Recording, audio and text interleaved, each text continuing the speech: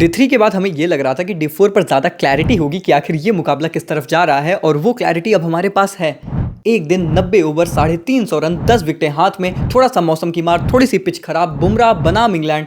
This is proper cinema. As an Indian हमें बस वो 10 विकेट निकालने पर फोकस करना है, वो भी 350 रन खाने से पहले। ऑलरेडी पिच में थोड़ी सी मदद है, पिच थोड़ी सी स्लो है, लो है, पैचेस भी क्रिएट हुए हैं जिसका इस्तेमाल रविंद्र जडेजा इस मैच में बहुत अच्छे से कर सकते हैं। देखो बात यहाँ पर सिर्फ ये है कि हमारी गेंदबाजी जसप्रीत बुमराह को कॉम्प्लीमेंट करे, और रियलिटी ये है कि मुझे जसप्रीत बुमराह की टेंशन नहीं है, मुझे बस यशस्वी का डर सताया जा रहा है।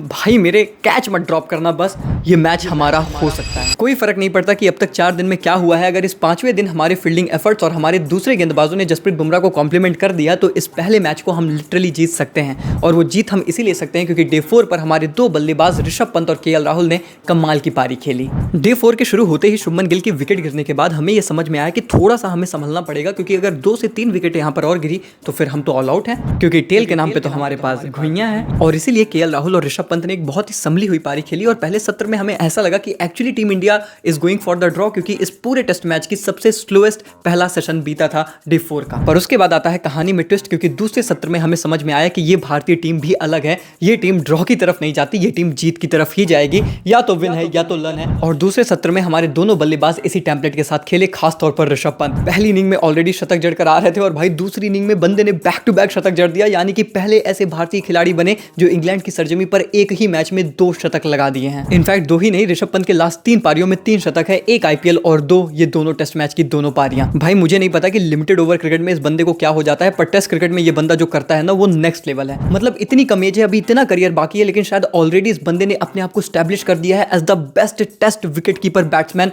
We have ever seen for team India. Centuries पे सेंचुरीज लगा रहा है, अपने हेटर्स को अपना फैन बना दे रहा है। जो आपको कल क्रिटिसाइज करते थे, कहते थे स्टूपिड स्टूपिड स्टूपिड, वो आज कहते हैं कूदो कूदो कूदो।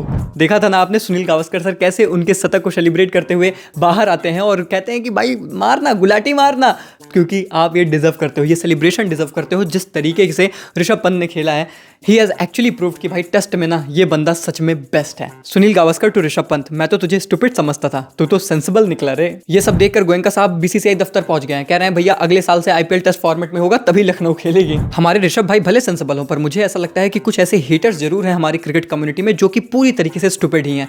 भाई केएल राहुल ने इतनी बेहतरीन शतकीय पारी खेली है, और कुछ लोग उसे इस बात को लेकर क्रिटिसाइज कर रहे हैं कि बंदे ने बहुत ही स्लो खेला। भाई लिटरली एकदम हद होती है यार। मतलब एक तरफ तो केएल राहुल ने सबसे ज्यादा बेहतर कंट्रोल परसेंटेज के साथ पूरी क्रिकेट खेली है, और इस तरीके के शॉट्स खेले कि आपको टेस्ट क्रिकेट देखने से प्यार हो जाए। और उसके बाद ऑलरेडी आपका कप्तान शुभमन गिल आउट हो चुका था, टेलेंडर्स आपके कैसे हैं वो आपको ऑलरेडी पता है, किसी बंदे को तो रिस्पॉन्सिबिलिटी लेनी ही थी। ऋषभ पंत भी पहले सत्र में बहुत स्लो थे, और उसके बाद ही हम लोगों ने कैपिटलाइज किया, और तब केएल राहुल ने भी काफी अच्छे तरीके से बाउंड्रीज निकालना शुरू किया। पर इसके बावजूद भी कुछ लोग ये लिख रहे हैं कि भैया अगर ये भारत टेस्ट मैच हारा तो केएल राहुल को ब्लेम करना, बहुत स्लो खेला, इसी वजह से ये टेस्ट मैच हम हारेंगे। भाई ऐसी फालतू बातें मत करो, रियल वाले क्रिकेट फैंस आपको लतिया के मारेंगे। क्यों कर रहे हो ऐसा भाई? जितनी कैचेस हमारी टीम ने ड्रॉप किए, जिस तरीके की बॉलिंग रही है, जिस तरीके का बैटिंग कोलैप्स लोअर ऑर्डर से देखने को मिला, उसके बावजूद भी अगर डे 5 पर जाते हुए ये मैच बना हुआ है तो इसी वजह से, क्योंकि केएल राहुल और ऋषभ पंत ने कमाल की पारी खेली। इंस्टेड ऑफ अप्रिशिएटिंग हिम, ये कुछ हेटर्स उसी को क्रिटिसाइज कर रहे हैं। और आपको ज्यादा दूर जाने की जरूरत भी नहीं है ये एग्जांपल देखने के लिए कि क्यों वहां पर पारी को संभालना बहुत जरूरी था। फिर से देख लो हमारे टेलेंडर्स ने क्या किया, क्योंकि जब ऋषभ पंत और केएल राहुल आउट हुए हैं तो उसके बाद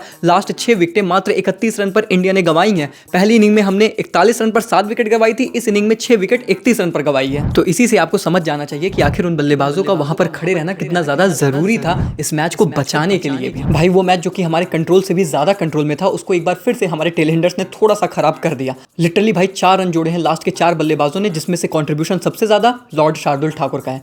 शार्दुल ठाकुर हम आपसे बहुत बेटर उम्मीद किए थे, क्योंकि आपको लाया ही इस टीम में इसलिए गया था कि आपको बैटिंग डेप्थ प्रोवाइड करनी है, और ये डेप्थ के नाम पे आपने कैसा कुआं खोद दिया भाई। देखो मुझे ऐसा लगता है कि मैनेजमेंट ने भी शार्दुल को बहुत अच्छे तरीके से इस्तेमाल नहीं किया है इस टेस्ट मैच में। बॉलिंग में उनको बिल्कुल कॉन्फिडेंस दिया नहीं गया, और बैटिंग में तो उन्होंने जिस तरीके की बैटिंग की, लॉर्ड ने ही हमारे एल लगा दी। भाई हम बहुत से एरा की बात कर रहे हैं, पर हमारे लोअर ऑर्डर को इस तरीके से देखकर मुझे तो वो एरा याद आ गया जब हमारे उमेश यादव 10 गेंदों पर 31 बनाकर जाते थे, 10 गेंदों पर 5 छक्के लगाकर जाते थे।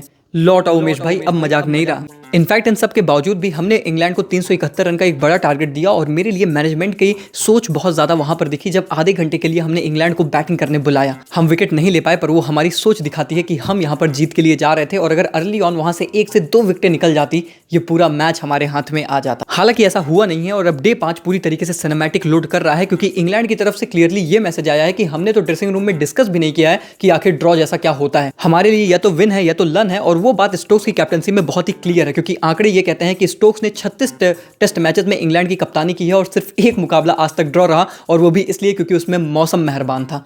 तो अगर इस मुकाबले में भी मौसम की मार पड़ती है तो क्या पता ये मुकाबला ड्रॉ की तरफ चला जाए, वरना England is going for absolute kill और मुझे लगता है कि इंडिया भी उसी के लिए जाएगा। तो कुल मिलाकर इस टेस्ट मैच में अब बहुत ज्यादा मजा आएगा और देखते हैं कि आखिर डे 5 पर क्या होता है। क्या हमारे गेंदबाज वो कलेक्टिव परफॉर्मेंस निकाल पाएंगे, क्या स्लिप फील्डर्स इस बार कैचेस पकड़ पाएंगे, क्या इंग्लैंड वाले कुछ आउट ऑफ द बॉक्स फिर से कर जाएंगे। ये सारे सवालों के जवाब हमें आज मिल जाएंगे। आप लोग वीडियो को लाइक कर दीजिए, चैनल को सब्सक्राइब कर दीजिए क्योंकि हम भी आपसे कल मिल जाएंगे अगर आप सब्सक्राइब कर दोगे, फैमिली का हिस्सा बनोगे। मिलते हैं तब तक के लिए, take care, goodbye, thank you so much.